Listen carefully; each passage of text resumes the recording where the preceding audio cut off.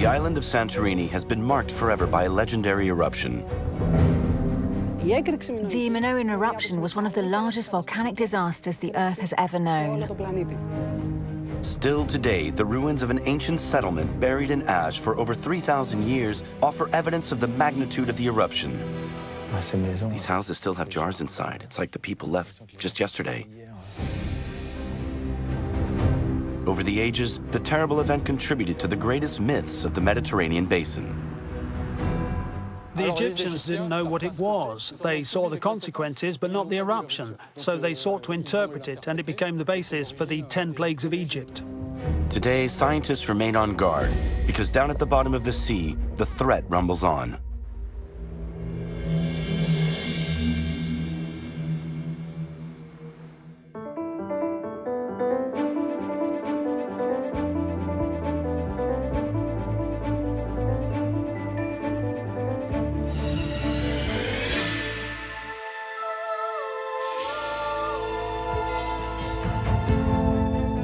For more than 15 years, I've been traveling to active volcanoes around the globe to meet the people who live closest to them. Sharing their daily life gives us a better understanding of the living history of the Earth and its inhabitants.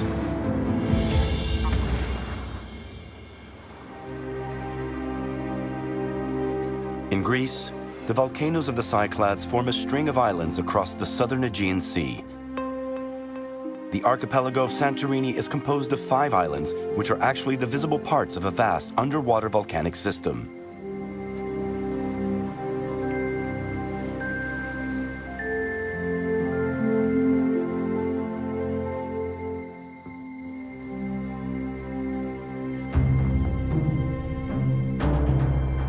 Around 1600 BCE, Santorini experienced one of the largest eruptions in human history. The island's appearance is the result of this remarkable cataclysm.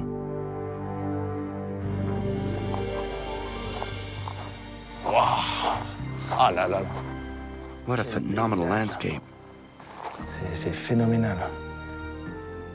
The dimensions are gigantic, over 20 kilometers wide. On a un paquebot. We see a cruise ship that's over 300 meters long, but it looks no bigger than a toy.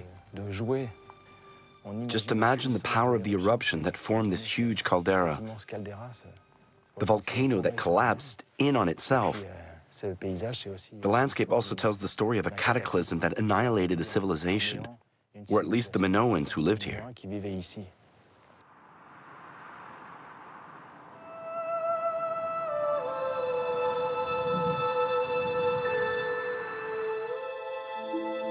Discovered in the late 19th century, Akrotiri was a large port settlement on the sea trade route of the Mediterranean basin.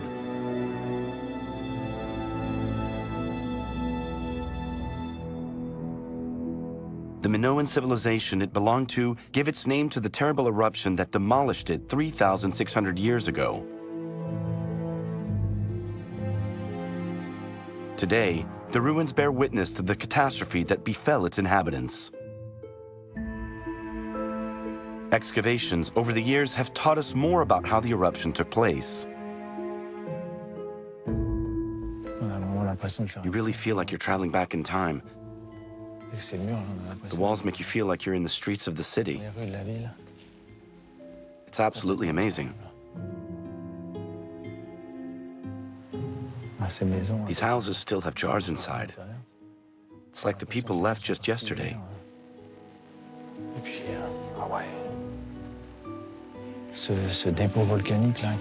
This volcanic deposit was no doubt formed at the beginning of the eruption. You see the archaeological level with the first avalanche of pumice. Let's remember that at first, the site was covered under 15 meters of volcanic material, like a lid completely covering this archaeological site. What an exceptional moment. It's like time has been fossilized.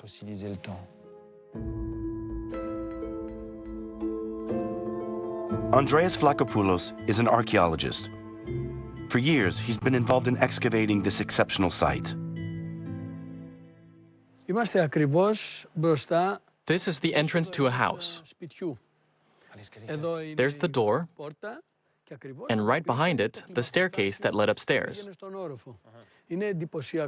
It's amazing how the earthquake broke the stairs. It gives us an idea of the magnitude of the event. Actually, the stairs we see here that were broken and destroyed, that's the consequence of the earthquake. In other words, when the magma came up to the surface, it pushed the rock aside and created a powerful seismic event. The people here experienced an earthquake. Exactly. The earthquake was so strong that people were terrified and left, but they came back. Throughout the Mediterranean and the entire Aegean Sea, people returned after the earthquake. They tended their wounded, buried their dead, and immediately began rebuilding and restoring their homes. The Akrotiri site still holds many mysteries. After the earthquake, the inhabitants returned to rebuild their city. But a few months later, the volcano erupted, dumping large amounts of ash and pumice over the land. And yet, no bodies have ever been found in the village, which had nevertheless been re-inhabited just before the eruption. In the areas of the settlement that we've excavated so far, no human traces have been found, which means the signs were very clear and probably lasted long enough to give people time to get away. We don't know if they survived, if they had time to escape by boat, or whether they were trapped somewhere on the island. In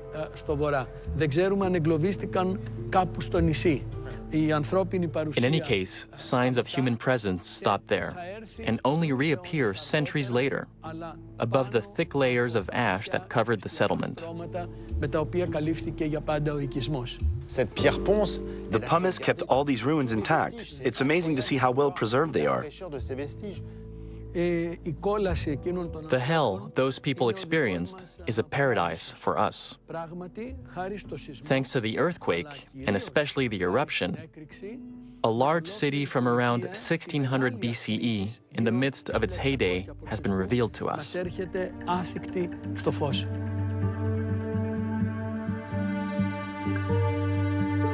The volcanic materials that buried the settlement preserved a priceless treasure from the ravages of time. Frescoes depicting the daily life of Santorini's inhabitants.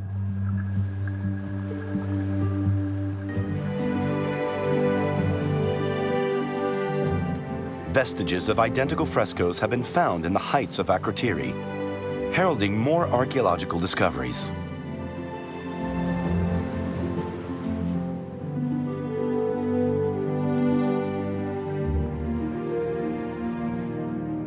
There are bits of frescoes, look. They're colored fragments. Exactly, that's right. Well done. What's really amazing is that today, the landscape we see has been completely reshaped by the eruption. It's totally different. In the spot where the port once was, you need to imagine lots of ships, activity, noise, commerce. Today, it's a great big field. But you know, what's interesting is that where the port used to be, today people grow the same crops they did back then. If you look, you see vineyards and fava beans. It's impressive.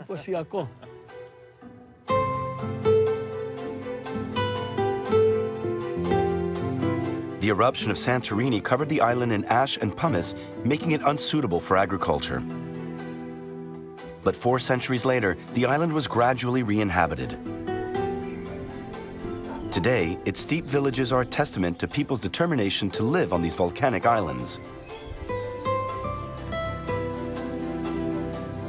And if life has taken hold once more on Santorini, it is also thanks to the resistance of the fava, an endemic bean which was already grown before the Great Minoan eruption. From a family of farmers, Yannis Nomikos makes the most of Santorini's dry soil.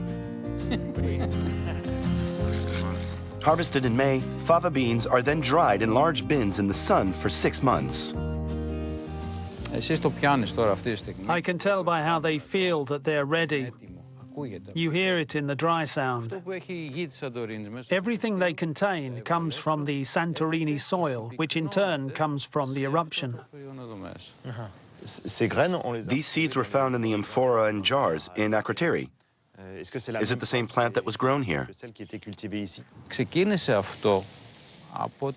When they wanted to bestow the fava with a protected designation of origin, they did genetic tests, and it turns out that the fava today has exactly the same DNA as 3,500 years ago. How do you think this plant survived the eruption? Maybe a seed survived in the jars and got planted by people who returned to live here. We don't really know.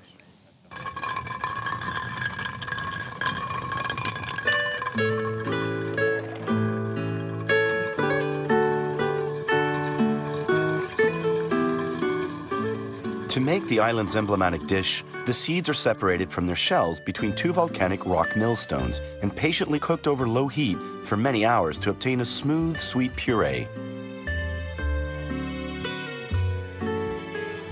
This is married fava. That's what we call it.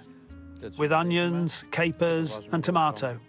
We fry it and can even eat it the next day. It's a full meal. May I? Go ahead. It's delicious. It's a poor person's dish. Instead of meat, we ate fava beans. They have the same protein. It's a full meal. The beans survived the eruption of the volcano, so we could survive too.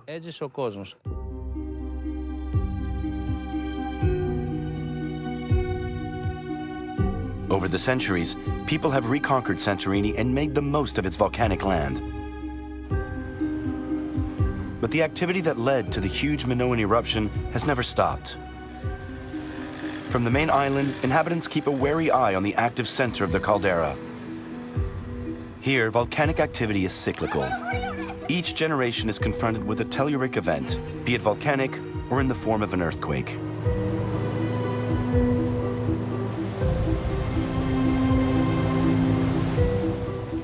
Evi Nomiko is a volcanologist, a native of the island. She studies its eruptive history in order to predict future activity. Evi, from out here, we see the cliff with different layers that correspond to each page in the volcano's eruptive history. Santorini is a stratovolcano. In every volcanic eruption, you have the production of lava, pumice, pyroclastic flow, then the same thing again. It repeats itself.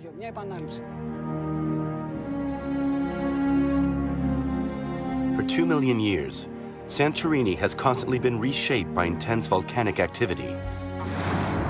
About 3,600 years ago, the Minoan eruption pulverized the volcanic structure at the center of the island, destroying more than a quarter of its land.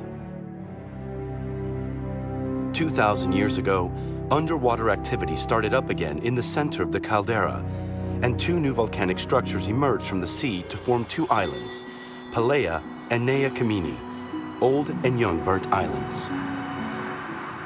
Evi Nomiku regularly visits the active part of the volcano, located in the center of the caldera. From the summit, she pieces together the cataclysm that changed the island's appearance forever.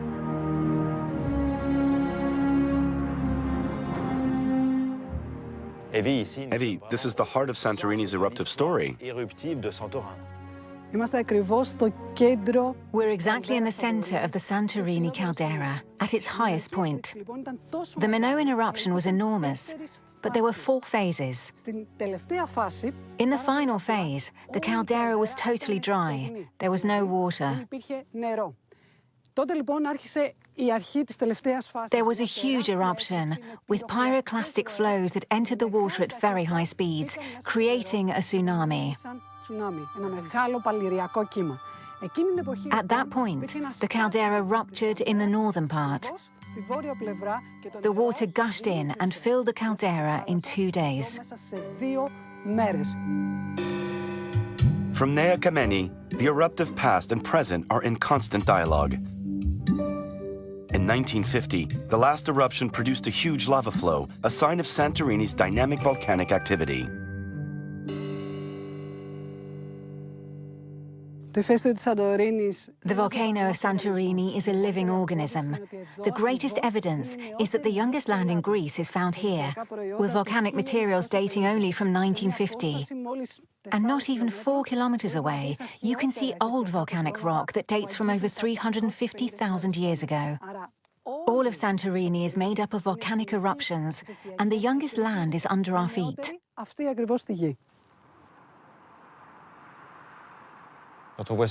When you see this type of activity, this last eruption, and you see how close the homes are, what was the last eruption like for them?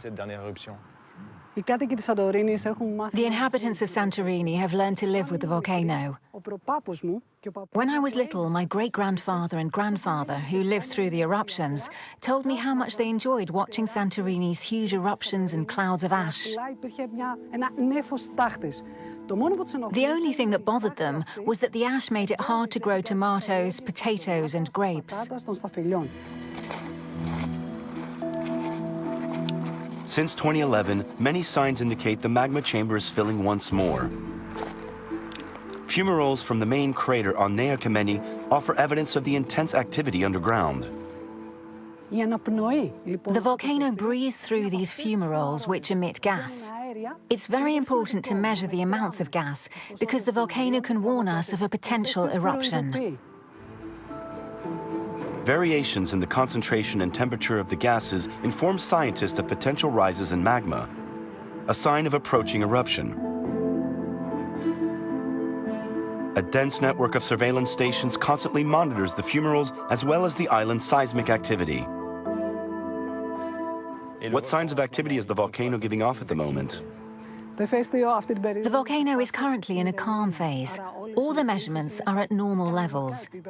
You don't have to worry because the volcano is being monitored.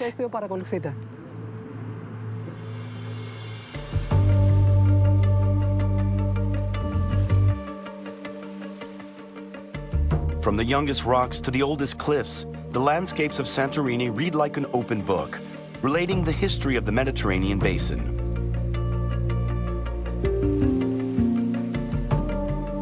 At the southern tip of the island, pumice ejected during the Minoan eruption has accumulated to form huge cliffs sculpted by the sea winds. Behind their eerie beauty lies one of the greatest biblical myths. The extraordinary dimension of over 60 meters thickness shows the intensity of the explosion, which we estimate between 60 and 100 cubic kilometers of material that came out of the volcano. The plume rose about 40 or 50 kilometers in the sky. We're talking all the way to the stratosphere. Is that right? Absolutely. The ash was transported south by a stratospheric current called the jet stream, which carried the ash to the southern reaches of the Mediterranean and all the way to Egypt.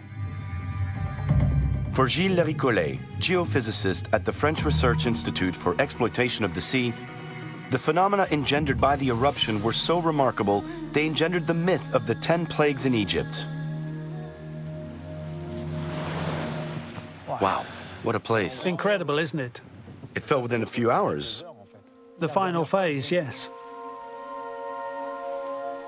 When you talk about a cataclysmic eruption like this, with plumes reaching into the upper atmosphere, the climatic consequences are phenomenal. They're caused by the interaction of particles with water vapor in the upper atmosphere. It produces rain that can be... hailstones even, because we're talking about the stratosphere, which is very, very high. So you get hail mixed with ash, and that's one of the major consequences that happened in Egypt, because it's heading south. In Karnak, we find a stone tablet that relates a storm and talks about darkness, rain and ash, dated from a pharaoh who lived during the Santorini eruption. The Egyptians didn't know what it was because with the Earth's curvature, they couldn't see the eruption. They experienced the consequences but didn't see the eruption, so they interpreted it. This hypothesis is what we believe to be the origin of the famous plagues myth. Obviously, out of the 10 plagues, there are 2 that are closely related to the eruption, the 7th and the 9th. The 7th was hail, fire and ash, and the 9th was darkness during the day. The others were consequences of the eruption, succeeding one another, and that's where we can try to interpret them. The first plague of Egypt was blood. Where'd that come from? There was acid rain, a rise in humidity, a total change in climate because of 7 years of cooling. We can suppose there was a red algae bloom, which is quite common in the Nile, with a climatic change, and that could be interpreted as the water turning to blood. Then the livestock died, obviously because they drank the water. We're talking water pollution from acid rain from the elements that came directly from the volcano. Right, absolutely. The animals would eat the volcanic ash that fell into the fields and were poisoned by fluorine or other toxic particles. Absolutely. With an eruption like that, we often talk about local consequences for people living on Akrotiri. Your work offers another dimension that concerns the Mediterranean basin, almost on a planetary scale. We find Chinese papyruses that refer to similar ash and acid rain, so it had repercussions all around the world.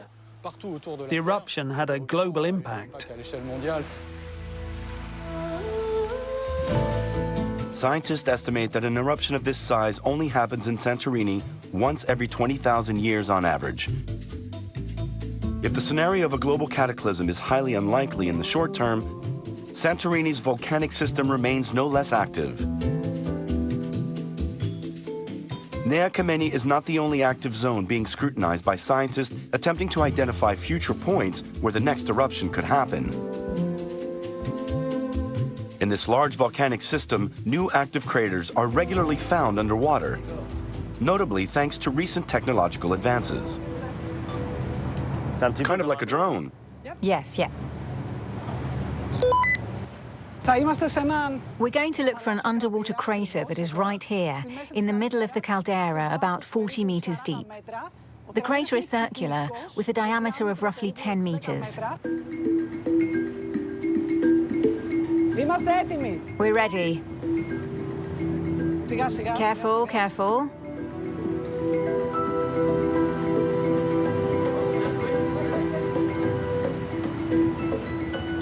The underwater drone has just left. For the captain, there's a real problem. We're right next to this huge cruise ship that's anchored right over the crater. So tourist activity and volcanic activity are concentrated in the same spot. It's a pretty crazy situation.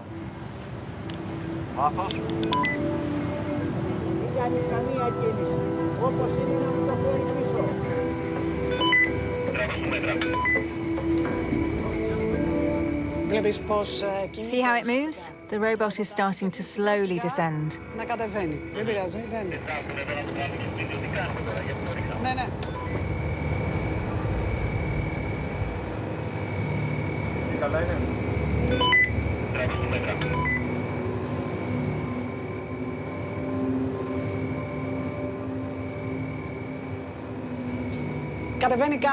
It's going down slowly.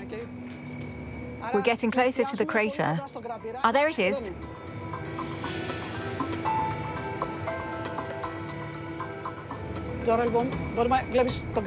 See the crater?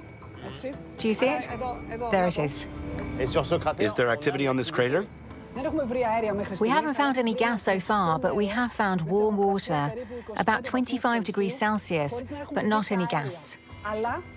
The crater is active, but the most active crater in the whole volcanic zone lies outside the caldera, in the Colombo zone.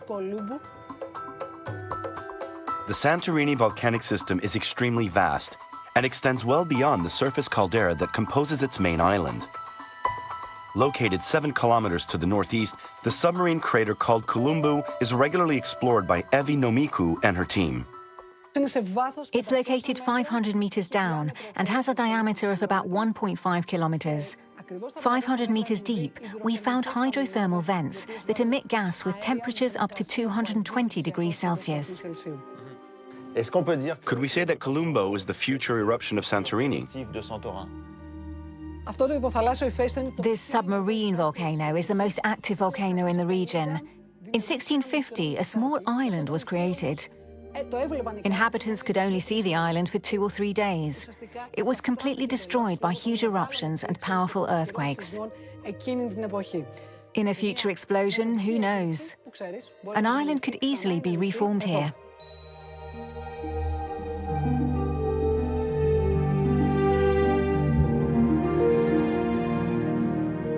In Santorini, a volcanic cataclysm forever changed the island's geography and the destiny of its people. Today, scientists are convinced the volcano's activity is cyclical. Santorini won't remain in its current form for long. Its story has been written over the course of its eruptions, which constantly redraw the shape of an island, fated to change.